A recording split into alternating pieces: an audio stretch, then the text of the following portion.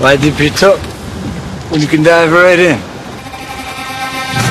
Why let things simmer when you can cook up a storm? Why live life in half measures when you can live it to the brim?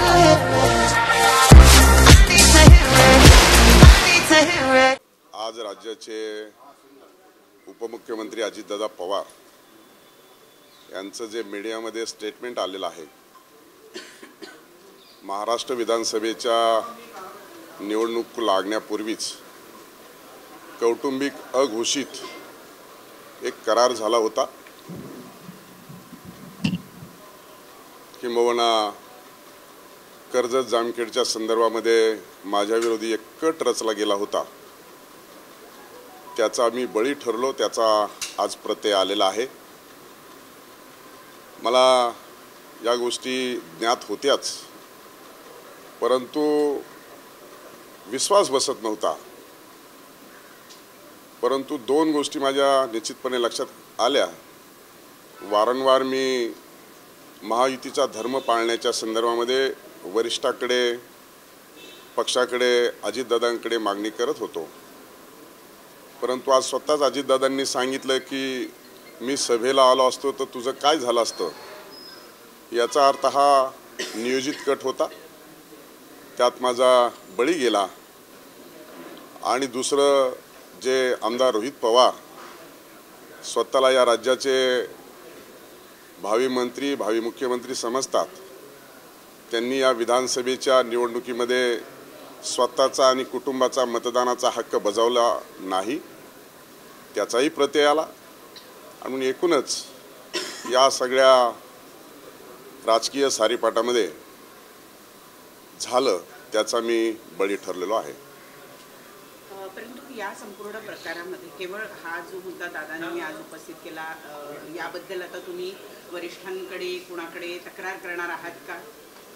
मला असं वाटतं की या संदर्भामध्ये मी अगोदरच सांगितलंय की जाहीररित्या प्रसिद्धी माध्यमापुढे बोलण्याची माझी मानसिकता नव्हती, परंतु दादा जर या संदर्भामध्ये बोलले असतील तर मला समाज माध्यमांपुढे बोलल्याशिवाय दुसरा पर्याय नाही। त्यामुळे पक्षाकडे आणि वरिष्ठांकडे या संदर्भामध्ये मी निवडणुकीच्या कालखंडामध्येच बोललेलो आहे। याशिवाय आणखी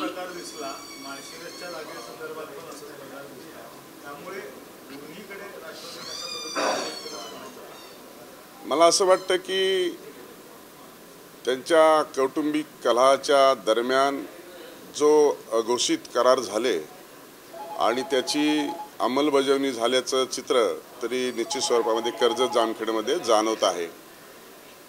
त्यांच्या पक्षाचा जो काही अजेंडा होता, शेवटी महायुतीचा धर्म मोठ्या नेत्यांनी पाळणं अपेक्षित आहे। माझ्यासारखा एक छोट्या कुटुंबामध्ये, शेतकरी कुटुंबामध्ये जन्म घेतलेला व्यक्ती एवढ्या मोठ्या बलाढ्य शक्तीच्या विरोधात आदरणीय पवार साहेब ज्यावेळेस 67 साली पहिल्यांदा विधानसभेमध्ये पोहोचले, त्यावेळेस माझा जन्म देखील झाला नव्हता।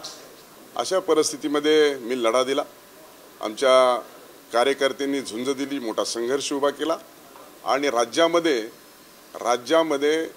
चौथ्या क्रमांकाची पराजय झालेल्या उमेदवारांच्या यादीमध्ये माझं नाव 1,26,433 मतं पडली।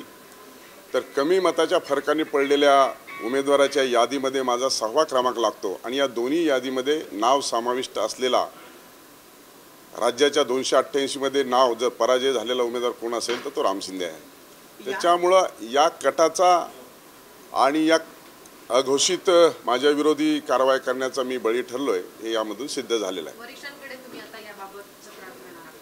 मला वाटतं वरिष्ठांकडे तक्रार करण्याच्या संदर्भामध्ये महायुतीचे जे काही वरिष्ठ नेते आहेत त्यांच्या संदर्भामध्येच असा जर प्रश्न उपस्थित होत असेल तर हे महायुतीसाठी चांगलं नाही, माझ्यासाठी तर नाहीच नाही।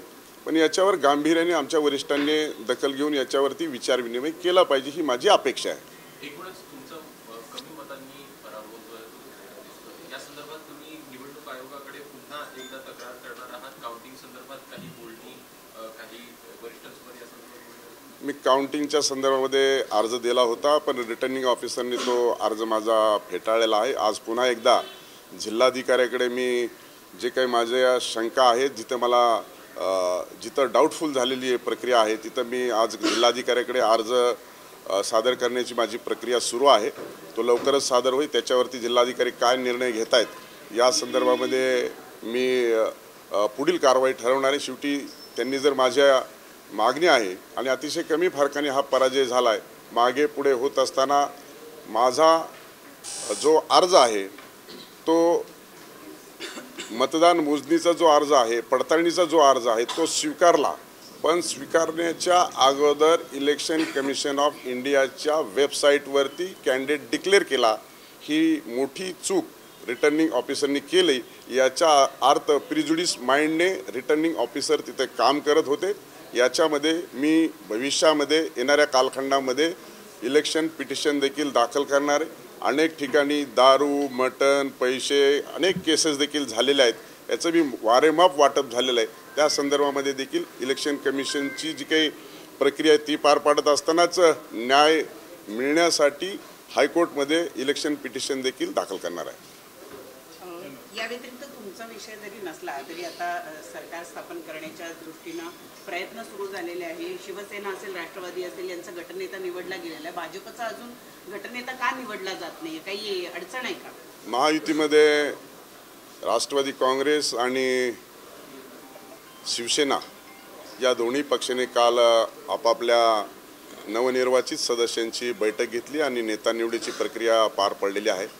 सर्वात मोठा पक्ष म्हणून भारतीय जनता पार्टी महाराष्ट्रामध्ये पुढे आलेला आहे. त्याच्यामुळं निश्चितच थोरल्या भावाचं प्रक्रिया किंवा थोरल्या भावाची भूमिका ही भारतीय जनता पार्टी घेणार आहे.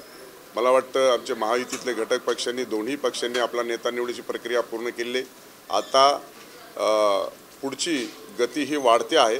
निश्चितच लवकरात लवकर वरिष्ठ नेते त्या संदर्भामध्ये निर्णय घेतील आणि आमचा देखील बैठक बोलवली जाईल. नेता निवडीची देखील प्रक्रिया पूर्ण होईल. महाराष्ट्रातला एक प्रमुख पक्ष, तुम्ही महत्त्वाचे नेते सुद्धा आहात. महाराष्ट्रात मुख्यमंत्र्यांच्या बाबतीत बिहार पॅटर्न राबवला जाईल अशी खूप जोरदार चर्चा आहे. म्हणजे छोट्या पक्षांचा मुख्यमंत्री बनवतील आणि मोठे पक्ष मात्र दुसऱ्या स्थानावर असेल अशी चर्चा आहे महाराष्ट्रात. मला वाटतं की आपण जो प्रश्न विचारताय तर त्याला निश्चित स्वरूपामध्ये आहे, परंतु हे एकदाच होतं. बिहार पॅटर्न एकदाच झाला. बिहार पॅटर्न आता पुन्हा बिहार पॅटर्न जर झाला तर त्याच्या संदर्भामध्ये वरिष्ठ नेते विचार करतील. शेवटी 132-33 जागा आल्याच्या नंतर भारतीय जनता पार्टी आणि महायुतीच्या घटक पक्षातले वरिष्ठ नेते त्याच्यावरती चर्चा करतील.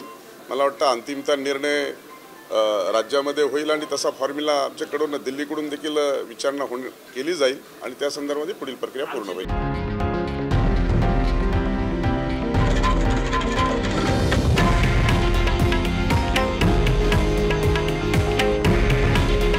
हे आहे देशातील नंबर 1 न्यूज नेटवर्क आणि आपण पाहत आहात TV9 मराठी. काळजी तुमची, हित महाराष्ट्राचं.